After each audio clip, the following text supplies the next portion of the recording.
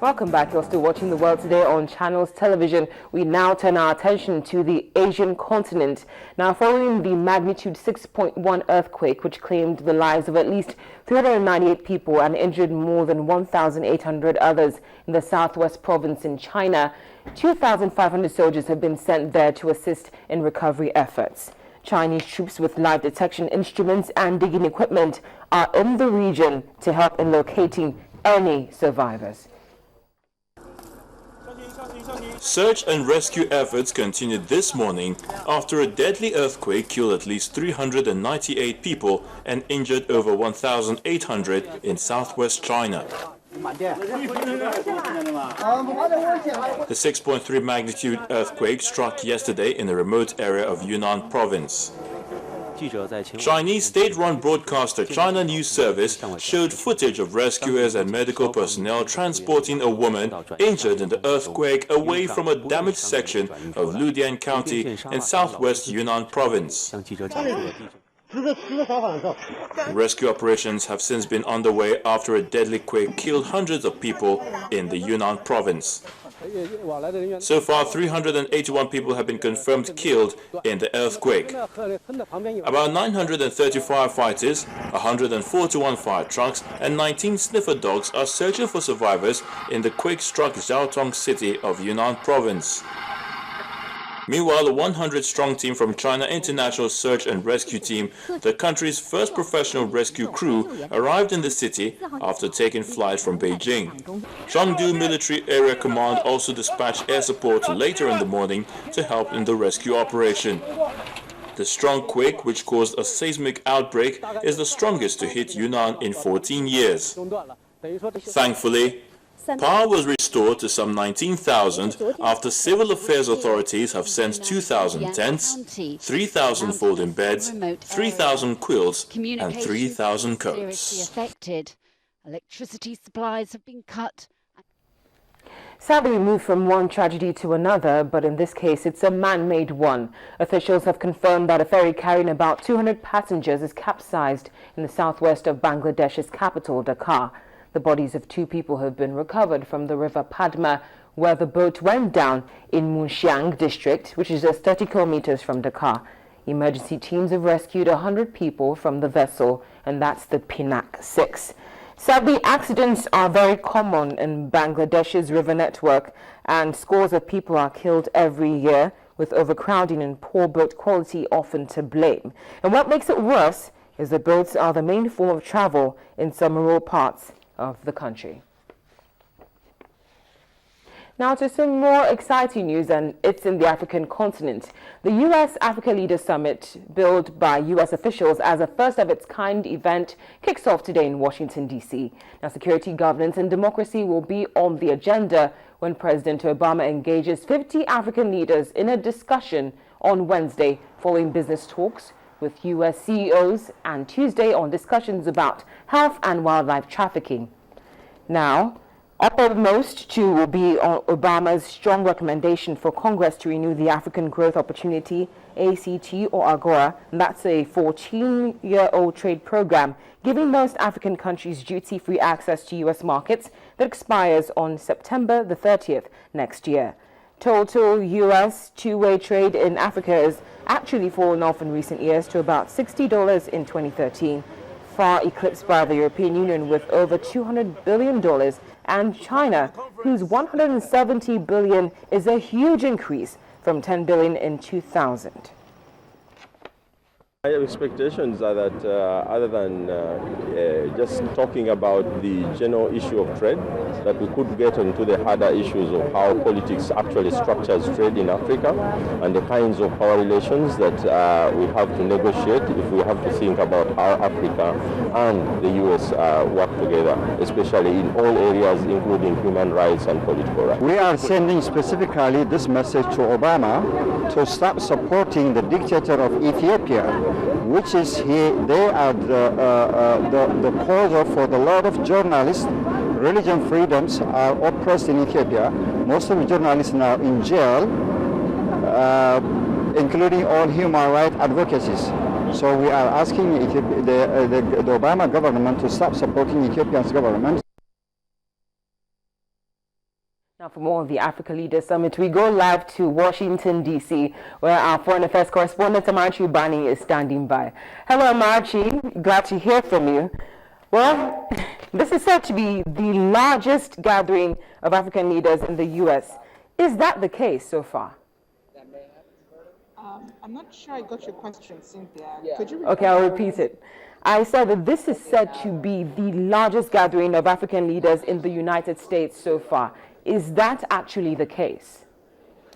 Well, it is true, Cynthia. It's the largest delegation we've seen of African heads of state and governments, and of course delegations from other regional bodies here in Africa, because I understand the chairperson for the African Union is here, Nkosazana Dlamini Zuma. She'll be here. She's also expected to give an address to the African leaders as they discuss with their U.S. counterparts much later. It is quite a large delegation from the African continent. Nigeria, I understand, is holding several meetings on the sidelines at the Nigeria House and in other places, locations across the city. So that's the same thing that other African leaders are also doing. They're holding smaller meetings. But, you know, the question is really what Africa really hopes to get out of this meeting. Because President Barack Obama did say, long before the meeting started, that it would take on a more informal approach. You wouldn't have talking heads. You would have people who would be talking about, who would be discussing amongst themselves. Africans would be discussing amongst themselves. And I was opportune to attend one of the meetings this morning, the civil society meeting. They were talking about open government policy, which is already operational in some countries in Africa, South Africa, Tunisia, Tanzania, and I think also Kenya, who had representatives at the panel. And they were talking amongst themselves how they have been able to implement this. It's almost like the Freedom of Information Bill that we operate here in Nigeria. Now, we also understand that America is set to announce billions of dollars in business deals and commitments to expand food programs in Africa. My question is, what exactly does the U.S. expect to gain? What's in it for the United States? Or is this just an attempt to, counter the growing influence of China in Africa? It's a very interesting question, countering the growing influence of China. Well, the U.S. Assistant Secretary of State for African Affairs, Linda Thomas-Greenfield, did say in a press briefing just a couple of days ago that America is not in competition with any country, especially China. They welcome their Asian partners. They appreciate, their presence on the continent, but that the focus of this meeting basically is strengthening already existing ties with the African partners. So it's not in competition with anyone. It's not a retaliation for anything or trying to get those territories before China gets them or anything.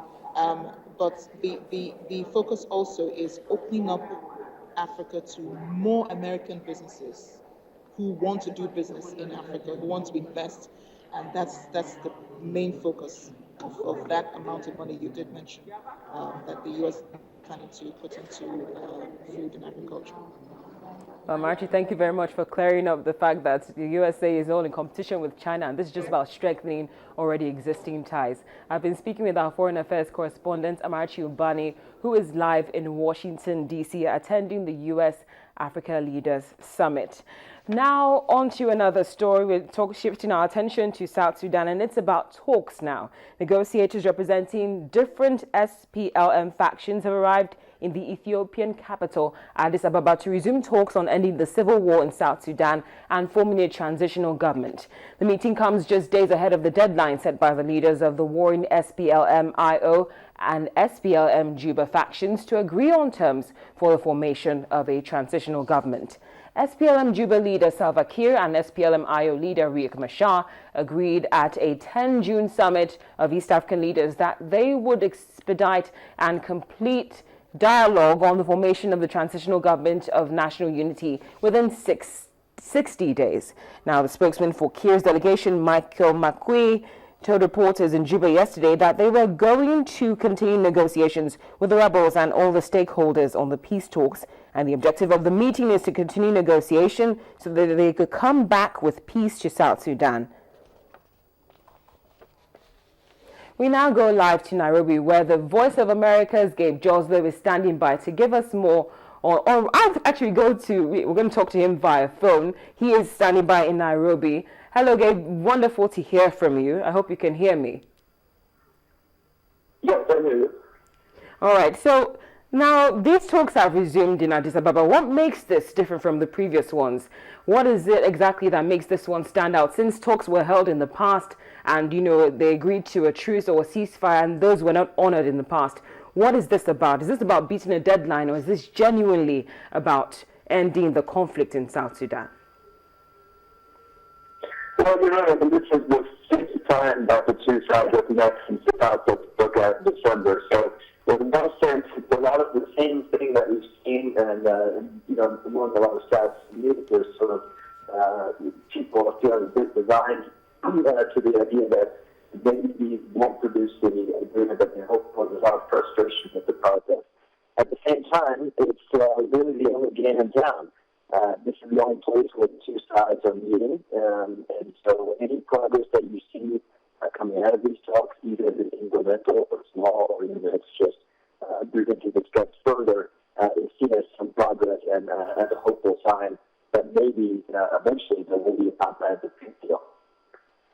Now, my last question to you, Gabe, is this. Assuming a deal is actually reached at the end of this meeting, what measures are being put in place to ensure that, it will not just be on paper, but actually implemented? What will be done to make this a reality? Well, that's exactly what the delegates are discussing. In some of their opening remarks today, the government side, the Juba SPLM, expressed concerns that the regional bloc, EGAT, which is mediating the talks, had not been doing enough to ensure that the previous agreements held. EGAT has put some teams of monitors on the ground in South Sudan who are supposed to check for and report on violations of the ceasefire deal. The government, of course, blames the rebel opposition for starting fighting after the previous agreement. The rebels blame the government. So clearly there's a need for some more clarity on who's responsible and some more mechanisms, as EGAT has also said they need, to hold those people accountable, ones who do violate any future or past ceasefire deals.